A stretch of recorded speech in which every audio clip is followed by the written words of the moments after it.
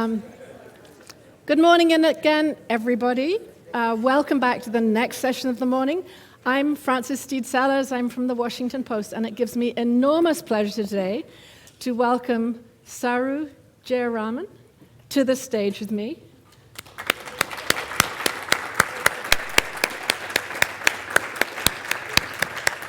So Saru is the president of One Fair Wage and the director of the Food Labor Research Center at the University of California, Berkeley. She's a graduate of Yale Law School and the Harvard Kennedy School of Government. So we have some intellectual firepower here, as well as other things. And she has one of those bios that talk about, what top 10 visionary women and CNN's this and that, and sort of a hugely enviable position she's been holding. She founded, after 9/11, or co-founded the Restaurant Opportunities Center, which grew into a national movement, and then launched One Fair Wage, which we're going to learn about.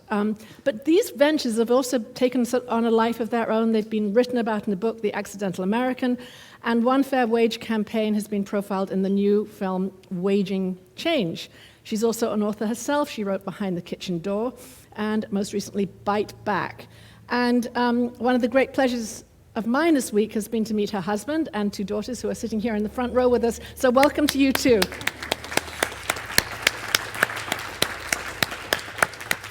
So we ended the last session, Saru, with me saying it's complicated.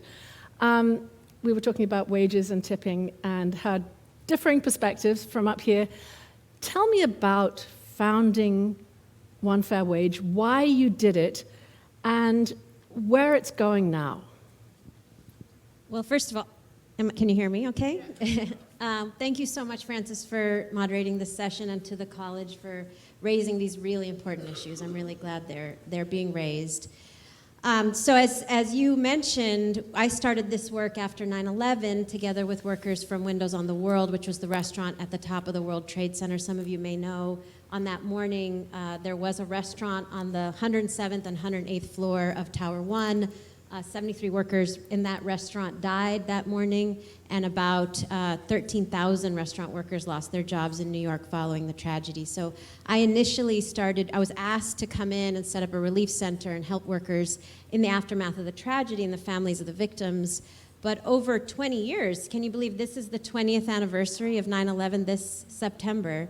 Over a 20-year span, we, as being an academic as well as an organizer, we surveyed and talked to tens of thousands of workers all over the country, first in New York City and then all over the country, and what we heard over and over and over again was that their top concern was their wages. I mean, that is not surprising when you know that the restaurant industry is the absolute fastest growing private sector employer, at least it was prior to the pandemic, as Darren started with this morning. Huge industry, almost 1 in 10 workers in America work in restaurants, but it has been consistently the absolute lowest paying employer for generations. It's actually been the lowest paying employer for over 100 years in the United States. And that is a very long history, which I could get into. It was my very next question. So you trace the history of these low wages back to emancipation and then to 1938 and the first minimum wage bill, I think, that went through. That's right. So take us back to those two periods and what was going on. Yeah, and even if you go further back, okay, a little bit further back.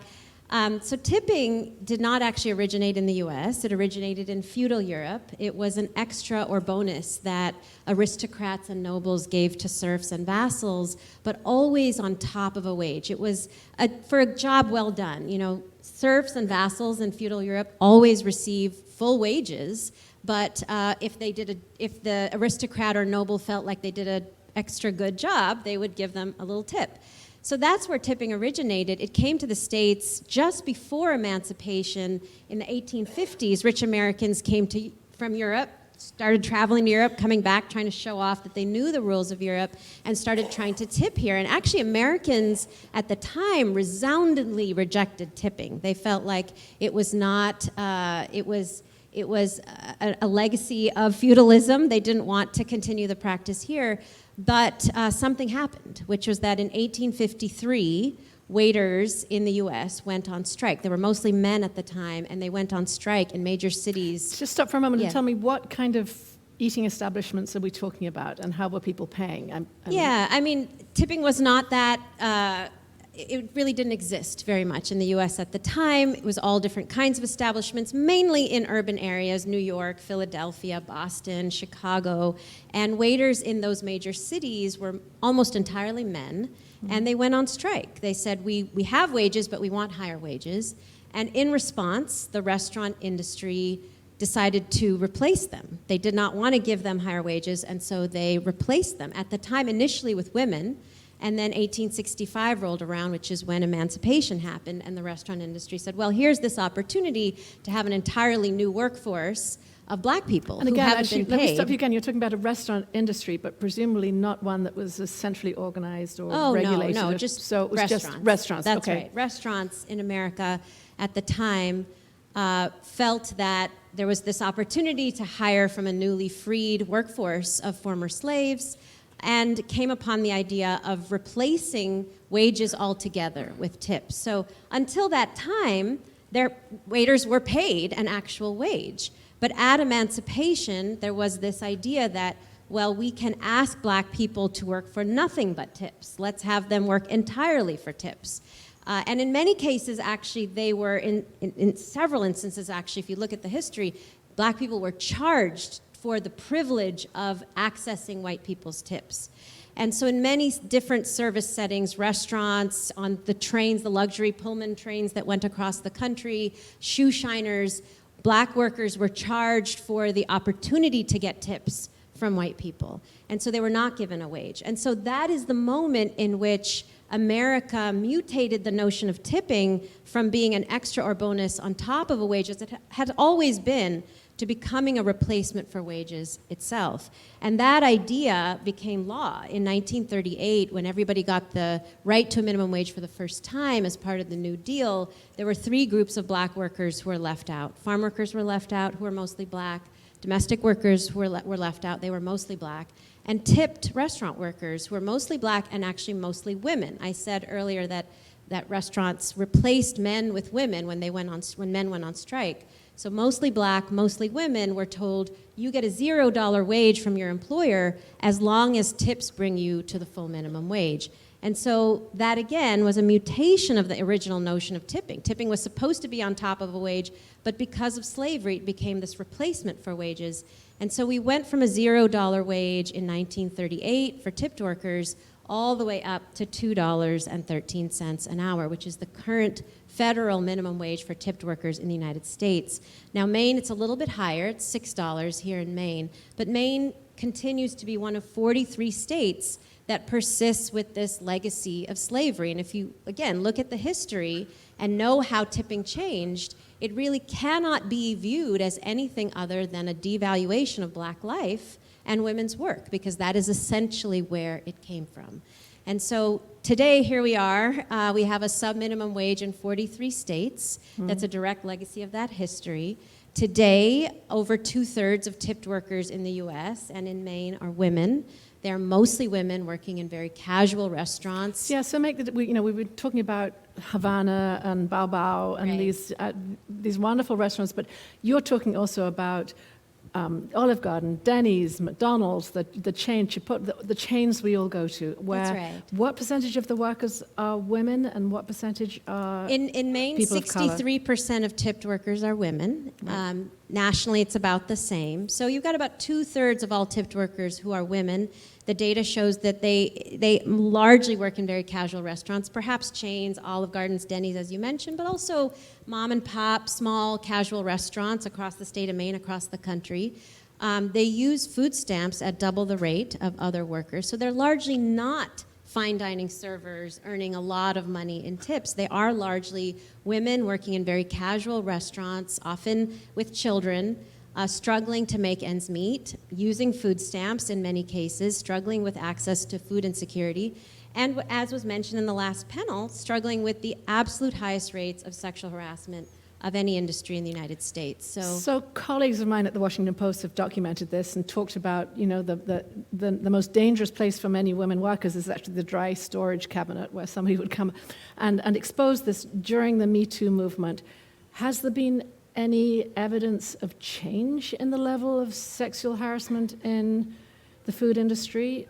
I mean, I think there's been a level of change in terms of the recognition and understanding that this is a problem. So I really appreciated Michael saying earlier that there is an obvious connection now, everybody understands it, between a largely female workforce having to rely on tips and experiencing sexual harassment. Why? Because when you're a woman who has to put up with anything the customers do to you or say to you in order to get tips, you are in a very vulnerable situation. You know, you have to actually smile, you have to put up with somebody touching you or talking to you in a certain way because you need the person's tip. And actually, Michael was saying it's true across all industries, and that is true. There's sexual harassment in all industries, but we've been working really closely with Professor Catherine McKinnon, who is the professor who actually coined the term sexual harassment. She's the person who made sexual harassment illegal in the United States of America. She's the person who argued it in front of the Supreme Court. And she has now stated in a number of reports that sexual harassment of tipped workers in the restaurant industry, she says, dwarfs all other industries, including the military.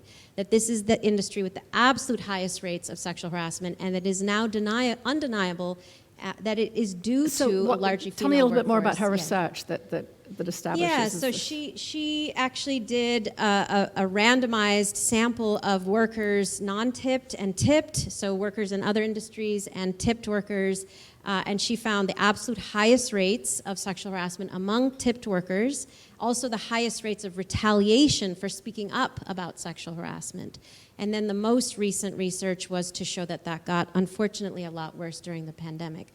But another thing that Professor McKinnon has said through her research is that she has never seen in any sector or in any policy intervention anything that is more effective in cutting sexual harassment as paying these women, an actual full minimum wage. And so that's been done? In what industry has that happened? So that's fascinating. So actually, she and we have looked at the 7 states that got rid of this system many decades ago. So seven states, California, Oregon, Washington, Nevada, Montana, Minnesota, and Alaska, which is like Maine, very seasonal, has to worry about snow and weather and closing for many months of the year. These 7 states have actually required a full minimum wage for restaurant workers with tips on top for decades and decades. And we find that these 7 states actually have higher small business growth rates in the restaurant industry, higher overall restaurant industry growth rates, higher tipping averages. Turns out when people are paid more, they tip better. And it is true. The data shows Alaska has the highest tipping average of any state in the U.S. It's much higher than Maine's. All 7 states actually have higher tipping averages than Maine's. And the key point, though, that Professor McKinnon has pointed to is that these 7 states have 1/2 the sexual harassment rate as the workers in Maine and the 43 states with the subminimum wage. And why is that? It's because when a predominantly female workforce is paid a full minimum wage, they don't actually have to put up with as much from customers. They can, if a guy tries to grab them, they don't feel as dependent on the tip because they actually get a wage from their employer like every other worker in every other industry. So Maine has a particular history that I'd love to ask you about. Maine also is interesting because in some areas it's a very progressive state. It has been on issues of sustainability and recycling, including a recent EPR bill.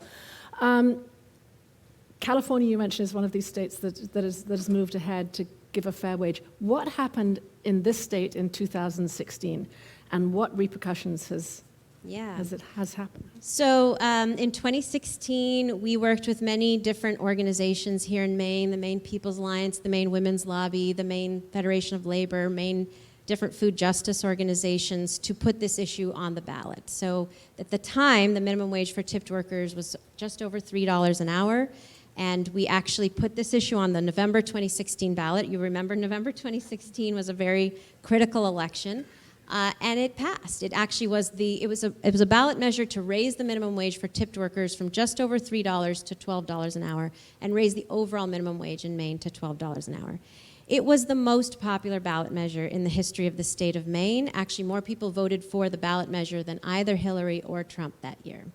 And directly after it passed, the Restaurant Association, the National Restaurant Association, which is the national entity that's very much driven by the chains, the IHOPs, the Denny's, the Applebee's, poured a lot of money into a campaign to basically tell people, especially workers in the state of Maine, that this would spell disaster, that tips would go away and restaurants would close, and created a lot of fear. You'll remember during the Trump administration, a lot of what was kind of in the air was fear of change, fear of the future, fear of certain people who have my skin color. Fear was kind of the name of the game.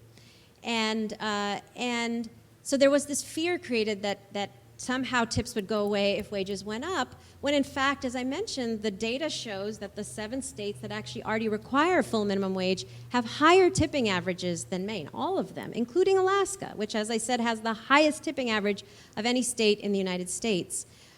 So tipping didn't go away, and even as the fear was created and they tried to spread that fear across the country, the truth is that the majority of workers have always actually wanted a full minimum wage with tips on top, and that's become even more clear during the pandemic. So I think it's important to understand what happened in 2016, but then to know what happened more recently during the pandemic. So with the pandemic, about 6 million restaurant workers lost their jobs around the country, several hundred thousand, of course, in Maine last year when the industry shut down. We started a relief fund right after the pandemic started. About 250,000 workers came to us for relief, including several thousand here in the state of Maine. And we immediately asked them, what are you experiencing? What's your situation? About 63% of workers, these workers told us that they were having a very difficult time accessing unemployment insurance because of the subminimum wage. Over and over again, in many states, including Maine, workers were told, it looks like you only earned $3 or $4, $2, $6 in the state of Maine. Oftentimes, tips were not reported either by employers or by workers, and so when workers went to apply for unemployment insurance, they were told, sorry, it looks like you didn't earn enough to actually qualify for benefits. So a lot of people were destitute. People experienced home insecurity, food insecurity, as I'm sure you all know, and many of them actually were forced to go back to work last summer before a lot of people felt safe. Mind you, the CDC named restaurants the most dangerous place for adults to be, and UCSF, which is one of the top medical schools in the country, named restaurants the most dangerous place to work in the US, more dangerous than hospitals. So a lot of workers felt very scared about going back to work in restaurants, but they felt that they had to. So we surveyed these 250,000 workers who came to us for relief last summer, and what they reported overwhelmingly was that tips were down because sales were down, and of course health risks, customer hostility, and sexual harassment went way up. And thousands of workers across the country, including several hundred here in Maine, of women reported that they were repeatedly asked, take off your mask so I can see how cute you are before I decide how much to tip you. Take off your mask so I can see what you look like before I decide how much to tip. These are explicit, open questions? We actually published a report with 6 pages of comments that women servers in Maine and across the country shared with us of what they were hearing from customers. Take off your mask so I can see your face before I decide how much to tip you, which of course changed the issue from being a legacy of slavery and a source of sexual harassment to becoming truly life-threatening. If a woman, especially a mother, is asked, take off your mask so I can see how you look like before I decide how much to tip you, she's being asked to expose herself on a regular basis throughout a shift. And so with all of that, we heard from thousands of workers last year that they were leaving the industry, that it didn't add up anymore. The tips were lower, the wages were too low, and the sexual harassment and hostility was so high. And leaving the industry for what? Did you survey? That's the thing, is that people told us they were going to all different kinds of things. Some went to work for gig apps, Uber, Lyft. Some went to work in call centers. Some went to work in food retail. People were basically saying anything or nothing at all is more livable than what I'm experiencing in the industry. The nothing at all now. Argument comes up a lot, right? That people can get more on unemployment than they can working in a low-paid job or a job where they depend on tips. Is there evidence supporting that, or is this? So we actually just published a report. We actually surveyed workers across the country, and in particular in states that cut off their unemployment insurance based on this idea that it's unemployment insurance that's keeping people homeless. Cut off everybody's unemployment insurance, that'll force everybody to go back to work. Here's what we found. On the whole, across the country, 53% of workers who remain in the industry say they're leaving the industry. 80% say the only thing that would make them come back is a full minimum wage with tips on top. So then we said, okay, let's look at the states where they cut unemployment insurance. Does that change things? Does that make people more likely to come back? Actually, we studied 5 states in particular that cut off their unemployment insurance prematurely in order to get people to come back to work. That was New Hampshire, West Virginia, so New Hampshire just next door, West Virginia, Arizona, and Florida and Texas. And we surveyed about 300 workers in these 5 states and asked them, okay, they've just cut unemployment insurance, are you now going to go back to work? And whereas it was 53% of workers nationally that said, I don't want to go back, 57% of workers in those states that cut unemployment insurance prematurely said, I'm not going back. And again, it was close to 80% of workers that said the only thing that's going to make me come back is a full minimum wage with tips on top. Why? I mean, it has come to a point where workers in Maine and across the country are saying it just isn't worth it anymore. It doesn't add up. It costs me more for a lot of women working in very casual restaurants. It costs me more in transportation and childcare to get to work than I'm able to get from a subminimum wage with the health risks being so high and the harassment and hostility being such an issue. It's just not adding up anymore. And, you know, I think I want to say there's so many fabulous employers like Kara. Kara is actually one of 1,000 restaurant owners across the country and several dozen here in Maine who have been part of an association that's really pushing for things like health care and better wages. So, but stop for a moment, because you're speaking you have the privilege of speaking from an academic perspective, not dealing with the day-to-day grind of running a restaurant that may be seasonal, may depend on workers whose visas have disappeared or are not available at the moment.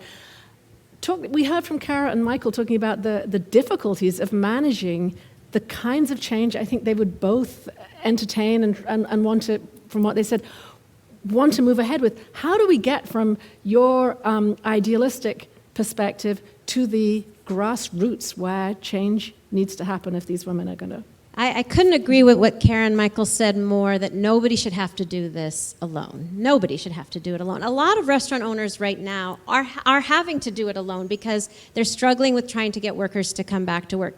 I'm sure you've all seen the news. People are raising wages. People are offering signing bonuses. People are trying to get people to come back to work. But what we're hearing from small business restaurant owners everywhere is that they can't do it alone. For 2 reasons. One, we need it to be a level playing field. It has to be a situation where all restaurants, all employers raise wages at the same time. What we need is federal policy to raise the minimum wage and phase out the subminimum wage for tipped workers. I'm going to ask you specifically about that policy, but there have been, Kara talked a little bit about her experiment, but in New York there was a famous experiment, right, which fell through, of a well-known restaurateur trying to do away with tipping and tell me about that. Because yeah, and I think people, again, are very confused about these issues, and there's a lot of misinformation. The policy that we're talking about is not eliminating tipping. It is actually providing a full minimum wage with tips on top. And as I've mentioned, the states that have done this have higher tipping averages than Maine. The other thing that these states have that Maine doesn't have is that in 2018, we actually worked with restaurant owners across the country to get a bill passed in Congress that says when you pay the full minimum wage, tips can be shared with all workers back and front. And that allows for, they were talking earlier about some equity between back and front, and the restaurant owners that have switched to a full minimum wage with tip sharing between back and front, with our help or without our help, have found that it is actually the best possible workable situation. It creates equity between front and back. It creates a better sense of team. It's how we do it in California and Alaska and Montana. Tips are shared. Now, the servers don't get any less because they actually are getting a full minimum wage now with tips on top. Some portion, just like they share with bussers and runners, can now be shared with the back of the house because it's legal, because everybody gets a full minimum wage and tips can be shared. But what employers are saying is that that would be a better circumstance. We'd really like that. We cannot do it alone. So actually just tell Yeah. the story of what happened in New York, I think, with Danny Myers and his... Well, Danny did something different. Danny was saying, what we're advocating for is a full minimum wage, let the tips be shared. Danny said, I want to go beyond that, and I want to actually move entirely, as Kara tried to do, to a gratuity-free model. And he owns, again... Danny Meyer is one of the leading restaurant owners in New York and across the country, owns Union Square Hospitality Group, has been a big advocate for a full fair wage for all workers. But he tried it a different way than what we're talking about. He said, I want a hospitality included or gratuity-free model. Great. Danny, you want to do that? Go ahead. Our stance is we want to see everybody do better. We want to see the front of the house do better. We want to see the back of the house do better. We want to see small business restaurants do better. We want everybody to do better, and we know it can be done because in the states that have done this, actually small business growth rates are higher, job growth rates are higher, customer spending is higher, and you don't have to take it from me. Actually, the CFO of Denny's was caught red-handed in February when they were telling Congress there's just no way we can pay a full minimum wage to anybody. It would create job loss, and it would just be horrible. In that same moment, he was telling shareholders, the CFO of Denny's, Robert Versatek, was telling shareholders, in fact, paying people a full minimum wage with tips on top in California has resulted in Denny's growing faster in California than any state in the U.S. Why? Because customer spending is higher. Why? Because guest receipts are higher. Because we've seen this increase across the board that has resulted in people being able to spend. And at the end of the day, small businesses rely on Main Street, on people being able to spend. And at the end of the day, we need restaurant workers, who are a huge workforce, which we talked about, we established at the beginning, to be able to eat out, to be able to spend, so that they can support their local economies. We all know, for anybody who's worked in the industry, know restaurant workers actually tip better than other workers because they know what it's like to work in the industry. And so when they're paid better, tipping does better. That's what has happened in these 7 states. So I'm trying to think of any other country in the world that has a system like this of tipping at such a high rate, certainly for restaurant workers. Are there other countries who have developed federal or countrywide policy that has created a fairer system? Or can you give us models from elsewhere? I mean, you just go here to Canada, just go across the border, very close. If we could. If you could, yes. Everybody's paid a full wage. There is tipping, but it's on top of the wage. So it's happening right next door. There's no other place in the world that allows tips to cut against wages in the way that they do here. And in fact, going back to the history, this happened, again, because of slavery. At emancipation, restaurants wanted the ability to hire black people and not pay them. And at the time, actually prior to emancipation, there was a massive movement here in the US of people who rejected the notion altogether, said, we don't like this is a legacy of feudalism. And that movement in the US actually was picked up by the European labor movement. And that is how Europe got rid of most tipping in the US. It was based on the labor movement saying we are professionals, we deserve to be paid as professionals. So that's how most of the world moved away from this concept that unfortunately got very ingrained here. So we've talked a little bit ahead of time about some of the issues people would have with this. And I have to say that when I hear you talk again, it sounds very idealistic, but restaurants, and we've talked about this, are operating on a razor-thin margin. Many have closed during the pandemic. How do you think we can move ahead right now? I mean, I know a pandemic can also be a moment of disruption and innovation, but is this the moment? Well, what's happening right now is that a lot of restaurant owners are doing this on their own. A lot of restaurant owners are raising wages because that is the way to And get how do they workers do together. it? We actually on Tuesday are releasing with Senator Hirono and the U.S. Senate Small Business Committee a calculator and a guide to show small business restaurants, how to profitably move from a $2 wage to a $15 wage over time. Keep in mind that the policies we're talking about are not overnight. They are phased in over several years. And the calculator and guide actually is based on studying how menu prices have gone up as people have raised wages across the country. We've worked with UC Berkeley's Institute of Research and Labor and Education, and they have actually quantified that menu prices to actually get to from 2 to 15, you're talking about between an 18 and a 22% menu price increase. So you can, if you can actually adjust, let's take an average of 20%. Menu price increase over a 10-year period, which is what we're talking about phasing in these wage increases, you can do it profitably by this moderate price increase. So a federal minimum wage, I'm thinking I not very long ago went to do a story in Oklahoma, and when I was handed the bill from the restaurant I was at, I thought they had made a big mistake because I expected a zero, having come from Washington, I expected a 0 on the end of that bill. Why does a federal minimum wage make sense when there are states where things cost very little and other states where they cost a lot more? It's a great question. So we've actually been using the MIT Living Wage Calculator, and if anybody wants to understand what it takes to survive in any part of the country, you can go to the MIT Living Wage Calculator. They have spent a lot of time understanding based on transportation and childcare and food costs what it takes to survive in any part of the country. And the truth is that when you use that MIT Living Wage Calculator, it's actually higher than a $15. It actually costs more than $15 to survive anywhere in the United States, including West Virginia. I'm going to use West Virginia as an example because Senator Manchin has said, oh, we don't need 15 here in West Virginia. Well, when you look at West Virginia, actually, the living wage calculator shows you need $22 if you have just one child.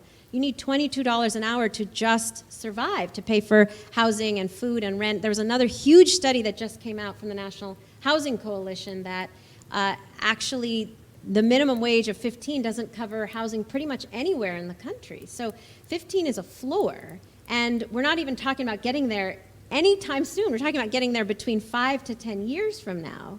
So we're trying to get to a floor that allows people to survive within 5 to 10 years. And we are also providing support, help, guidance to help employers figure out how to make that transition.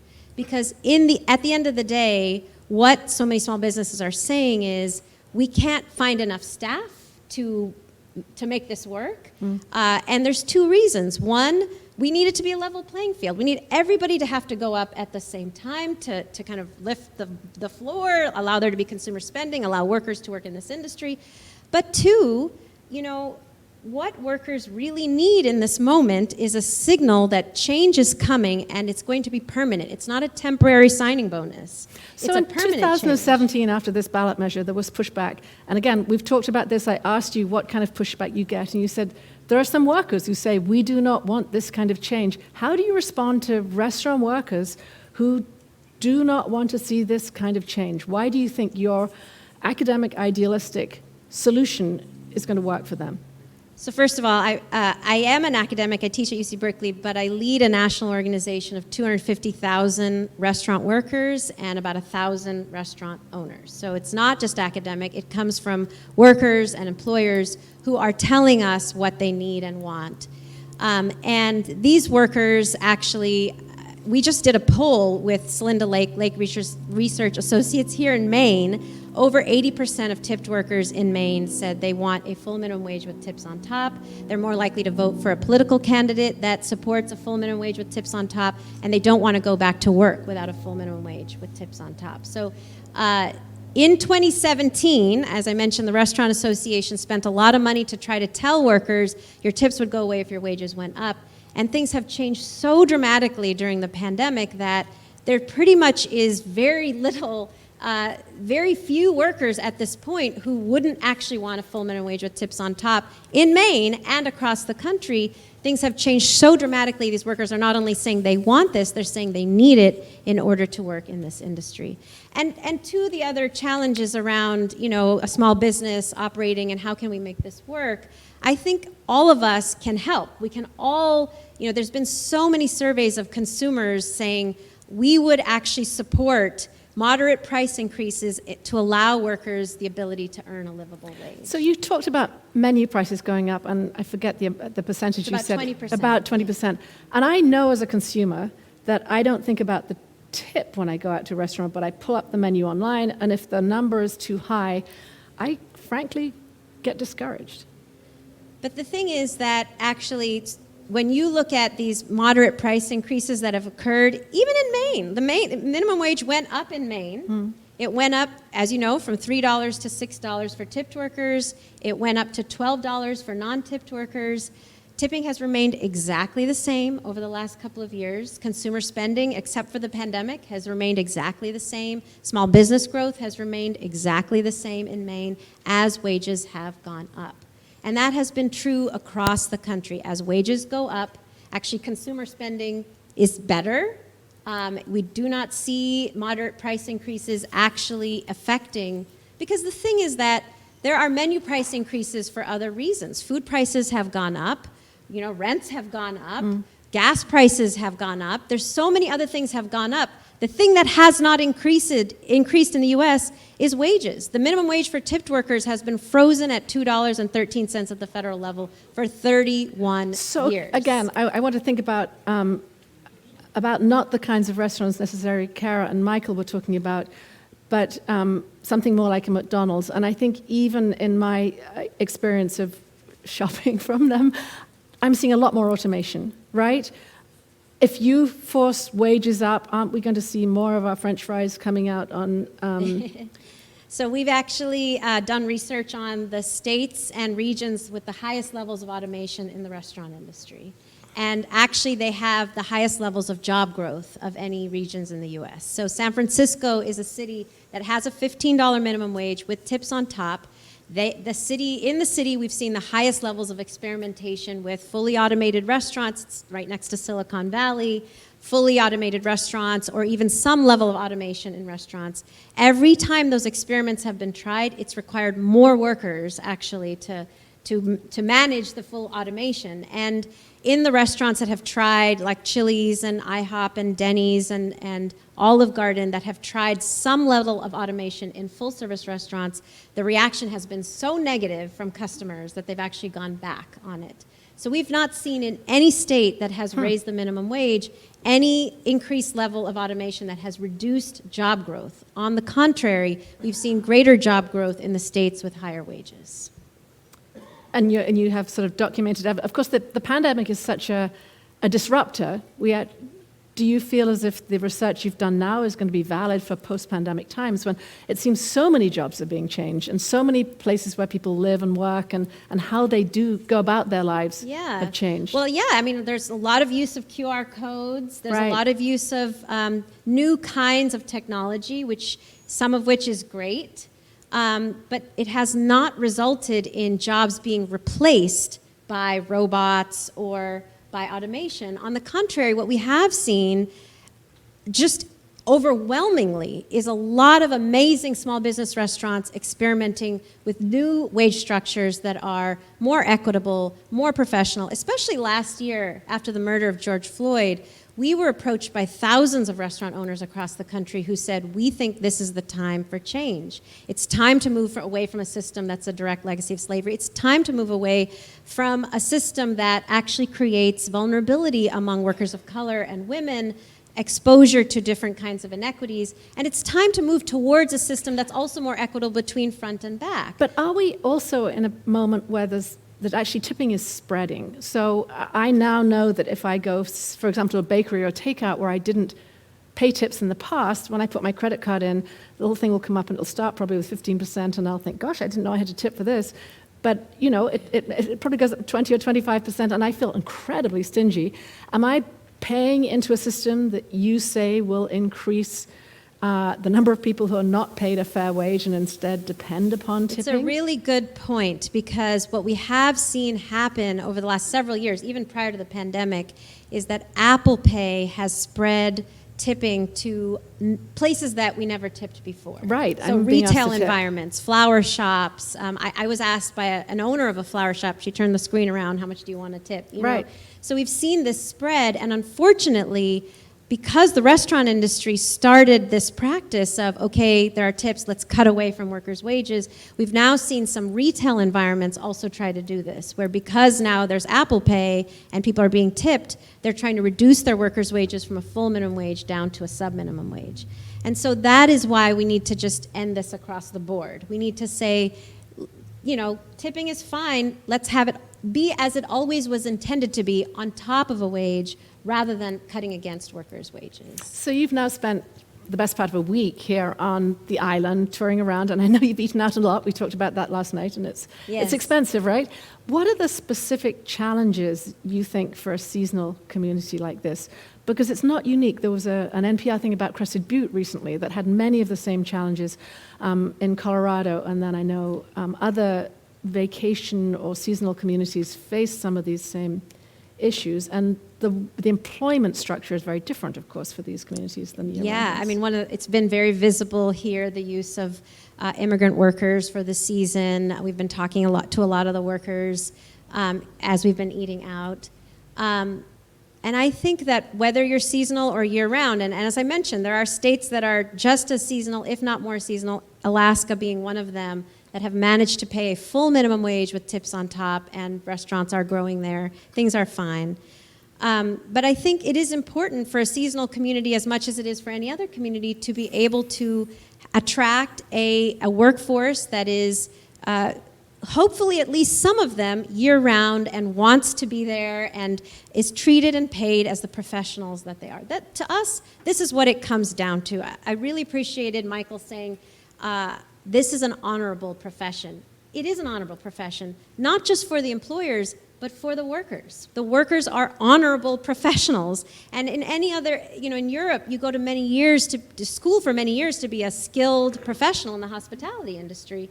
Like that, we could have an industry here in the US, and I think it's coming post-pandemic, where people in this industry who work in the industry, not just who are owners, are treated and paid as the skilled professionals that they are. And so that, to me, is a vision for a seasonal community or a year-round community, is to have skilled professionals that are paid and treated as they are. And because they're treated and paid as skilled professionals, the businesses do better. The employers do better. There's greater consumption. People in the community are able to eat out, not just the tourists. Everybody benefits because everybody moves up together. So you referred to 2016 and the ballot measure here, the pushback in 2017. In the last 4 years, subjects that we never thought would be partisan, like public health, have become very, very partisan issues. When you look at the people who support your point of view and those who are against it, do they fall neatly along predictable partisan lines or not? Is there a... No, they do not. That's the amazing thing. Huh. They certainly do among legislators. Certainly Republicans are very opposed to raising the minimum wage, and Democrats are more open to it. But among the populace, when you poll the populace here in Maine, or frankly anywhere in the country, raising the minimum wage is always overwhelmingly popular. We just did a poll in West Virginia. Over 63% of people said we want 15, and even higher percentage said they want a full minimum wage for tipped workers. So, and just to share a story, a few months ago we were in Albany, New York, calling for a higher minimum wage in New York, calling for a full minimum wage in New York. And we happened to be there on the day that actually the electors were voting in the state of New York to submit Biden as the candidate for the state of New York based on voting in the state of New York.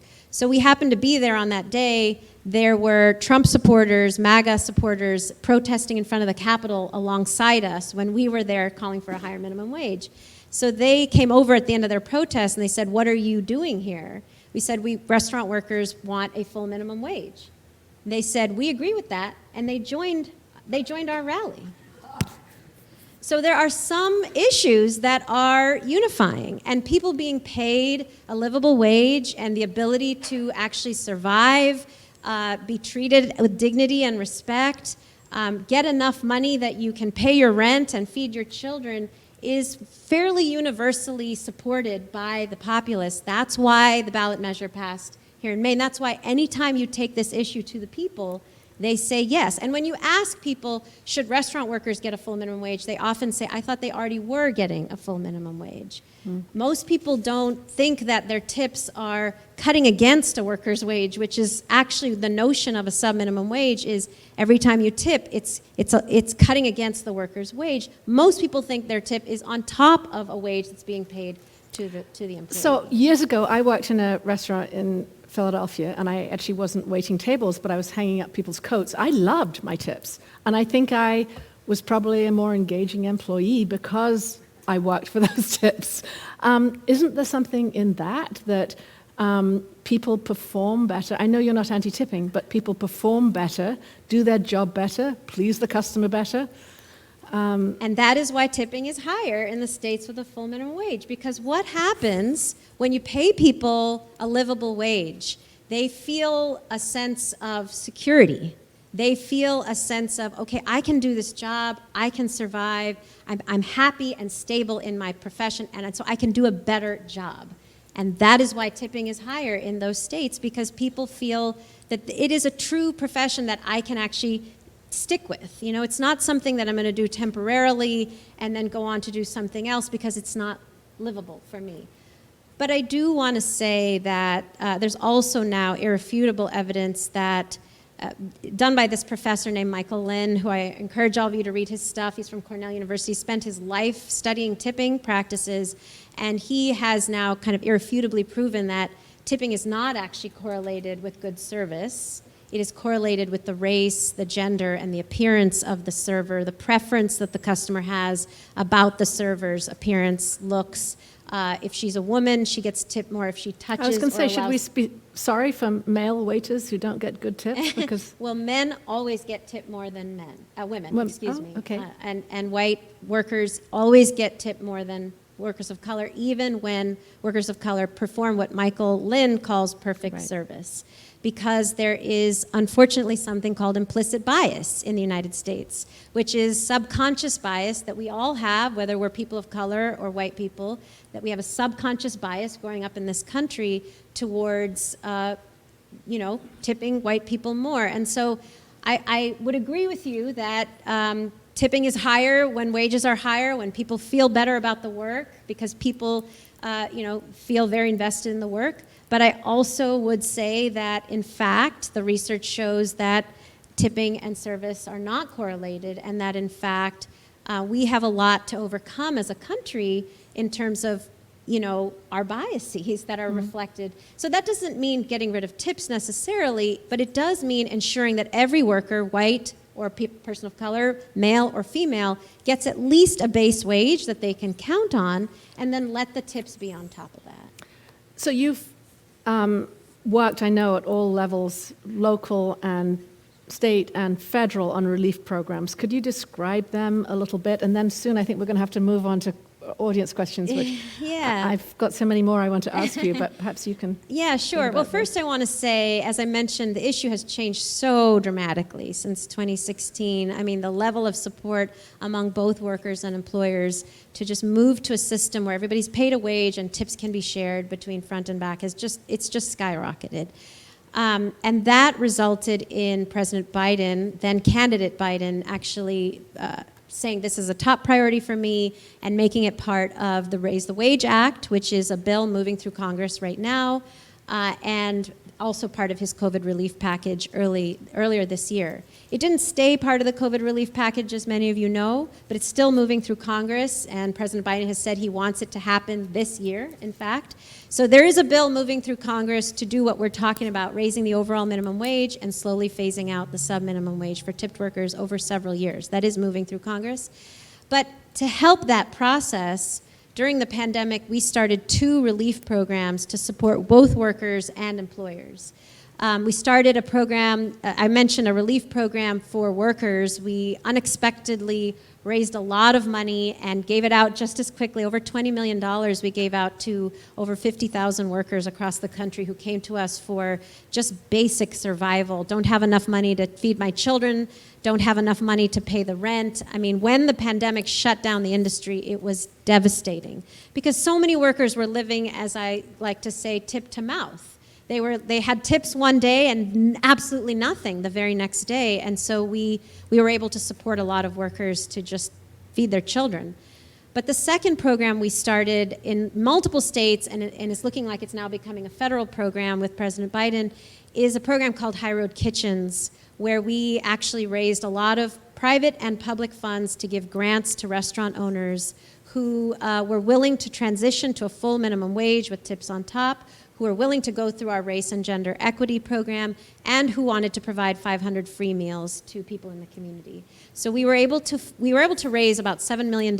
We handed out grants to over 400 restaurants across the country, and now the White House is working with us to make this a federal program to support restaurants across the country that want to do the right thing. Many of them feel like they have to, again, because there's such a crisis, a staffing crisis, where workers are saying we just can't do this anymore. So a lot of employers are transitioning voluntarily, and we are providing support for them to do that. So one last question from me before I let anybody else ask. Health insurance. I mean, Kara and Michael both raised this. How has Obamacare, the ACA, fit into the fortunes of restaurant workers, and what needs to happen? Because it seems to me that if everybody had health coverage, they would be in a very different position. Yeah, couldn't agree with Karen Michael more that this needs to be, what we need is Medicaid for all, Medicare for all. We need everybody to have publicly available health insurance, as they do just across the border in Canada. It would definitely resolve a lot of pressures on small business owners and make it easier to pay people more. Because everybody would have access to health insurance. So I think there's some things that we can all agree on, I think. I think we can all agree that, hopefully, we need access to public health care.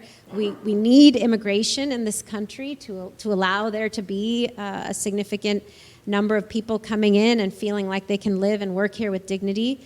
And we need people to be treated and paid as the professionals, the skilled professionals that they are. They are skilled professionals. Dishwashers, bussers, runners, servers are skilled professionals. And the only reason that we don't see them as skilled professionals is because of the way they've historically been paid and treated. And that can change. It has changed in other professions. I mean, nurses and teachers who are mostly like tipped workers, predominantly female industries in the U.S., were not always paid and treated as professionals. There was a time here in Maine where you'd have, small one-room schoolhouses, and the teacher was not considered a professional, was not paid a certain way, but the labor movement organized nurses and teachers to be seen as professionals. And so similarly, we can see servers and bussers and runners and dishwashers as professionals, and we can pay them that way, and we can treat them that way so that they feel like they can work, and everybody and the small businesses are able to actually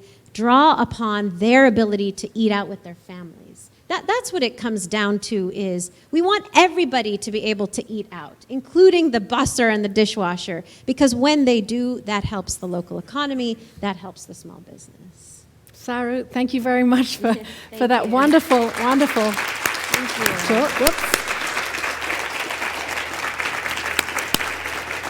And I know that Wes and Sean are out there with microphones, and I would welcome questions, so please raise your hands, and we have one right here in the middle, I think. Two. Thank you. Saru, the policy change you want to make has almost been universally rejected in places where it's been proposed. Here in Maine, the tip credit elimination was overturned. Our current Maine Democratic Speaker of the House said he voted for it after listening to the workers who would be most intimately impacted by this law change. Recently, 8 Democratic senators, including our own very own Angus King, voted against the Raise the Wage Act and keeping it in the COVID relief bill, specifically because it got rid of the tip credit. Thousands of servers around the country have also rallied to oppose it, as you well know. This is not the opposition coming from the National Restaurant Association like you endlessly claim, but from Democrats and from like-minded tipped workers whose politics are left of center. Given this, why do you continue to push a policy that has been so universally rejected? Thank you for that one. Great. Well, thank you, Josh. Josh is with Restaurant Workers of America and has showed up at events. Joshua. At events that I've spoken at in D.C. He flies to Michigan. He flies to basically wherever I am to follow me around and basically raise the same point. So thanks for being here as well. I'm sorry. I didn't know we were going to go into a back and forth, actually. Right. So I'm the So, president of the Restaurant Workers of America, and it's an organization that fights to preserve the tip credit and tip wages across the country.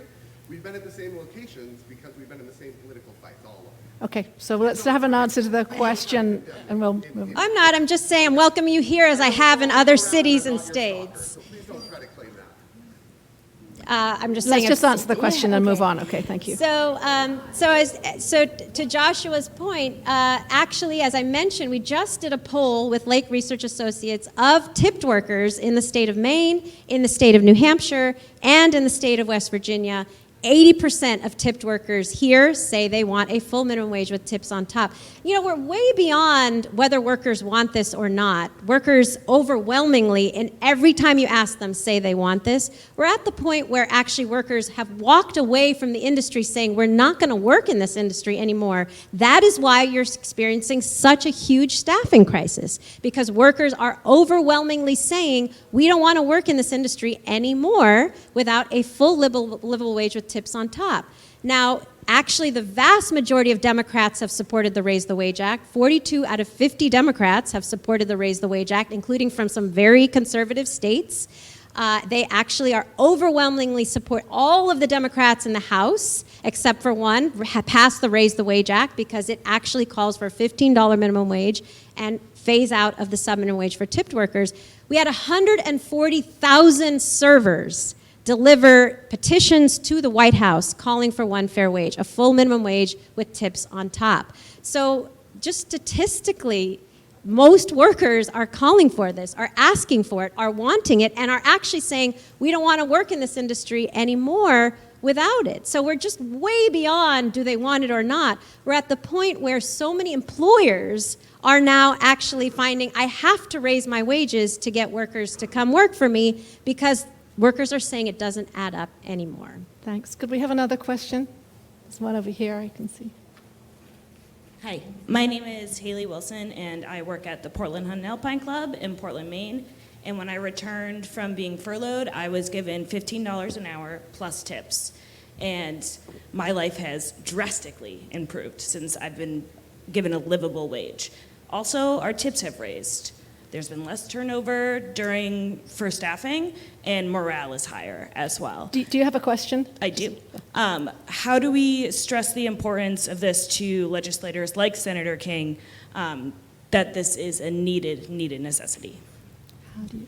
Yeah, no, I appreciate that, Haley, and so many other people around the country have been saying we need this now, and finally I think we're definitely seeing some movement among legislators that are responding and actually telling us we're not just hearing from workers, we're hearing from employers who are saying we can't do this alone. We cannot be asked to raise wages on our own when there's such a massive staffing crisis. We need policy. We need policy that's going to do it across the board. And so I think you're absolutely, Portland Hunt and Alpine Club in Portland is one of these amazing restaurant owners that is doing it on their own, and they just shouldn't have to. They shouldn't have to. It should be done across the board. So I think more consumers, more workers, more employers raising voices and saying this has to be a universal thing would be extremely helpful. Great. There's a question right in the back there. Can't see very well. Thank you. Thank you very much for the opportunity. I have hundreds of questions I could ask, but in light of Joshua's question and your response, you shared an anecdote with a president from Denny's, I think it was, that was digging his heels in Congress, but then admitting that it was beneficial for them in California.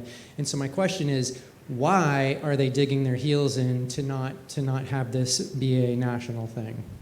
Yeah. So you're absolutely right. If the company, well, actually, as a result of, it was Newsweek that exposed that in the same moment that Denny's was telling Congress, can't do this, it's impossible, Robert Versatek, the CFO of Denny's, was sharing with shareholders, this is the best possible thing we've done in California. The company has grown faster in California. And so a bunch of shareholders actually went after Denny's and said, wait a second, you're telling us this policy is better for the company and you're fighting it at the same time. Aren't you fighting shareholder interests? And the response has been, we just don't want to pay more. We just don't want to pay more in these other states. Yes, the company grows faster in California. It is actually better for shareholders, but we just don't want to pay more in these other states. It's a calculation that Denny's and many of the leading chains that lead the National Restaurant Association have made, that yes, it would actually be better, we would grow faster, but we would prefer to keep wages where they are at the $2 level, at the federal level, because we don't want to pay more. We don't want to cut into what would be profits by paying more. On the other hand, the shareholders are saying, but there's growth. The growth actually helps profits. And the company is pretty dug in its heels. You know, there's a story I like to share, which is in the early 60s when people were sitting in Woolworths and other companies saying, you got to desegregate. The Restaurant Association had a similar response, kind of dug in its heels and said, we just don't want to do this. We don't want to desegregate. We want to maintain segregated lunch counters, segregated eating spaces. And Kennedy, at the time, called the Restaurant Association into the White House and said, the time has come. The time has come for change. You just have to do this. There's too much of a cry from across the country. You just have to actually allow for desegregation. And here was an association that said we cannot do it. It would hurt business. And they ended up saying, okay, fine, we'll desegregate. So my point is there have been various moments throughout history where the Restaurant Association has said we can't, it's impossible. Paid sick leave was another example. Restaurant Association has said up and down, providing paid sick leave would kill the business, cannot do it, even though there were so many public health warnings that we need people to actually have the ability to take a day off paid when they are sick, so they actually do take a day off when they're sick. Well, pandemic rolled around, one of the leading members of the National Restaurant Association, which is Darden, Olive Garden's parent company, suddenly moved to providing paid sick days across the board. So there's been many, many issues like this where the Restaurant Association has said, can't do it, it's impossible, sky's gonna fall, jobs will be lost, small businesses will be hurt. And time comes, change needs to happen, change does happen, and in fact, the result is positive, not negative, and that is what these 7 states have seen. Another question in the middle here.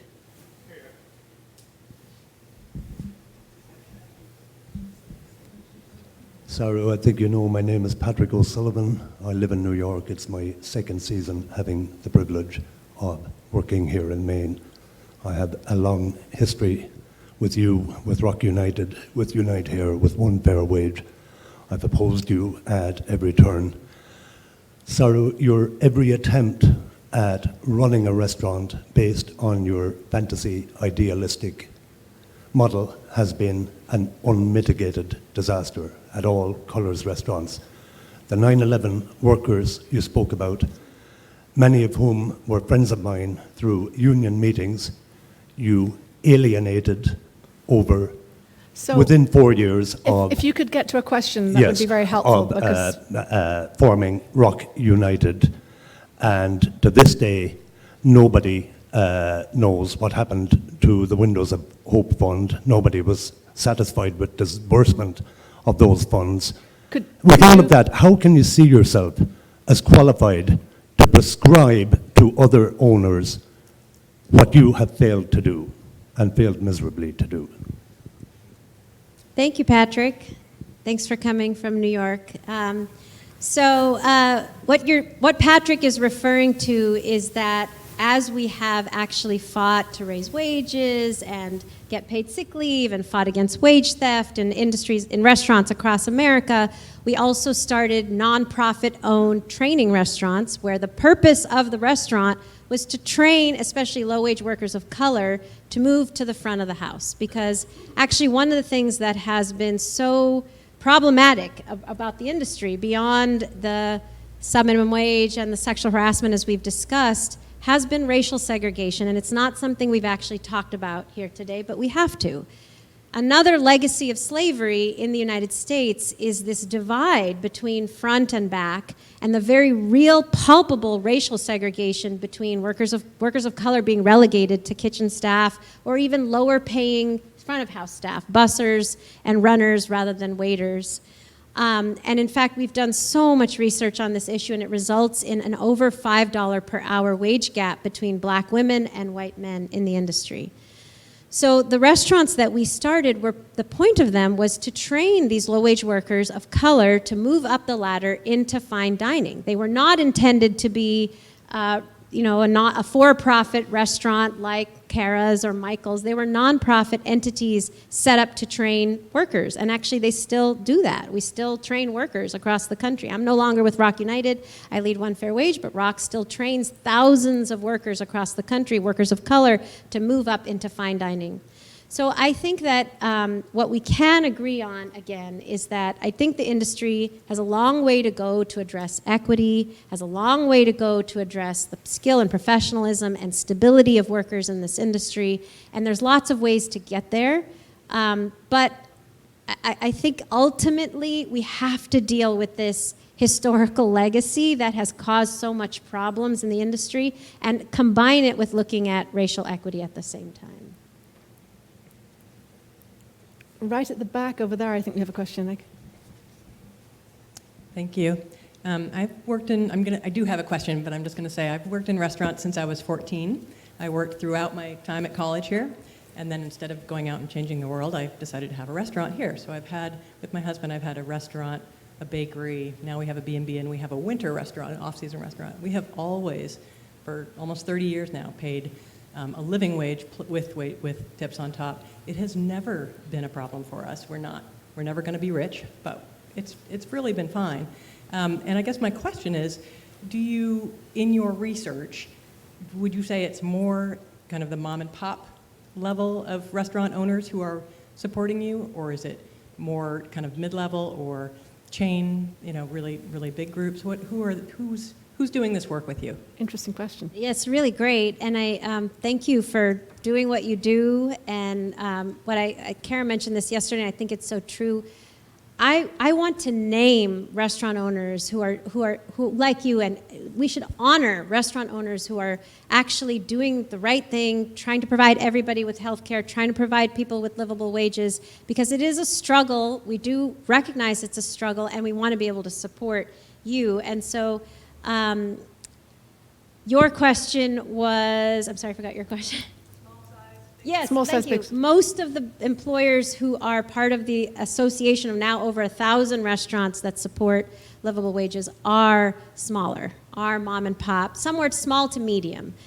We don't have a single full-service chain that has decided to pay a full wage. What's so interesting is that in the casuals, in the limited service field, you've got a number of chain restaurants that have decided, you know what, we're going to jump on the bandwagon around 15. Even McDonald's, for all their other issues, has said we won't fight 15 anymore. Chipotle supports 15. In-N-Out supports 15. But in the full-service arena, not a single chain, not Denny's, not IHOP, not any of those full-service chains have supported a full minimum wage with tips on top. But there are so many, like over 1,000 employers like you that are saying, we'll do it. We want to do it because it's the right thing.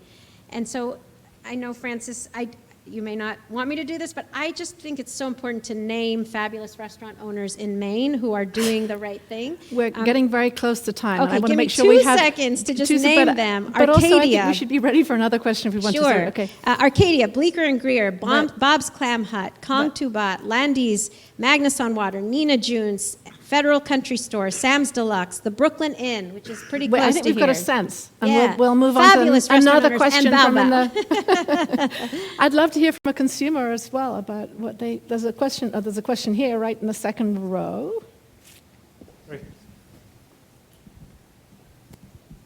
So thank you for your remarks. I think you were very persuasive about the benefits of a living wage with tips on top for workers. But I wonder if there are also benefits for society as a whole. And are there ways in which society as a whole would benefit from paying restaurant workers a living wage? Thank you so much for the question. There are so many ways in which we can benefit, all of us benefit. The top thing is right now, the data is just showing now irrefutably, including in the states that have cut unemployment insurance, that workers are leaving this industry. I was just on NBC the other day. The reporter used the word exodus. There's an exodus from this industry. People are leaving in the thousands. They're moving to other jobs, other industries.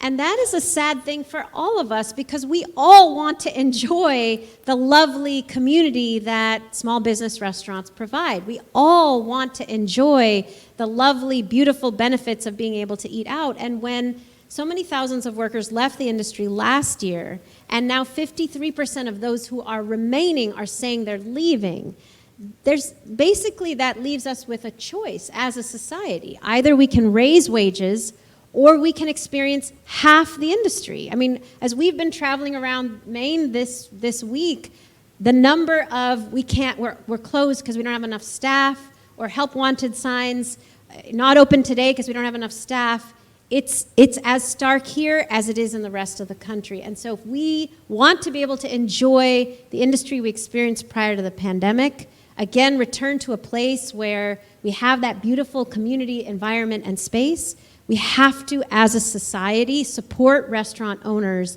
in paying a full livable wage with tips on top so that all of us can enjoy that beautiful experience. That's one.